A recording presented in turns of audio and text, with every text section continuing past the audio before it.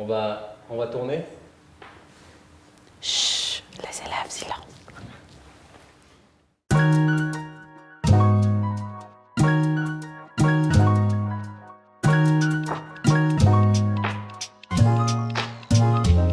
Ja sam postala profesorica zapravo potpuno neplanirano. Kad sam krenula studirati francuski, mislila sam da nema šanse da bih radila u školi, tko će se gnjaviti s djecom.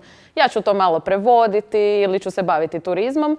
Međutim, kad su došle neke te vježbe prevođenja, shvatila sam da mi to nikako ne odgovara, da mi je premonotono, da mi je dosadno sjediti kod kuće za računalom i onda sam upisala nastavnički smjer. I kad je došla praksa u osnovnoj školi, kad sam ja prvi put stala pred razred, jednostavno to je bilo to je bila ljubav. Mene kao da je obasjalo svjetlo s neba, ptičice su zapjevale, zacvrkutale i tu sam shvatila da je to nešto što zbilja želim raditi do kraja života.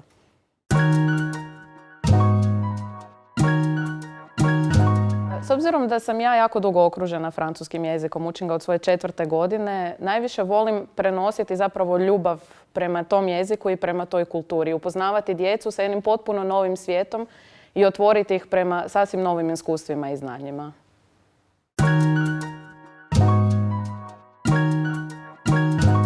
Sa jednim razredom u školi koji zapravo nije baš volio francuski jezik, radila sam neke francuske pjesme i njima je to sve pod satom kao joj, to je glupo, to je dosadno. Međutim, par mjeseci kasnije šetala sam u kvartu gdje se nalazi škola kroz jedan park. Začujem pjesme koje sam ja njima puštala na satu. Kad njih 10 iz razreda sjedi na klupicama, pušta pjesme i pjeva ih na sav glas. I za mene je to bio pun pogodak i to je moje nezaboravno iskustvo.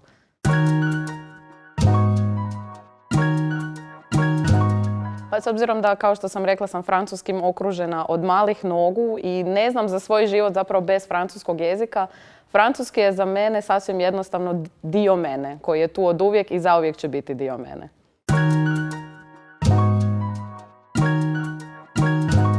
Najdraža francuska riječ mi je riječ za grape, koji se kaže pamplemousse, jer meni to nema nikakve veze s grapom i jako dugo mi je trebalo da shvatim što to zapravo znači i na što se odnosi. Svaki put sam iznova morala gledati što je zapravo značenje te riječi.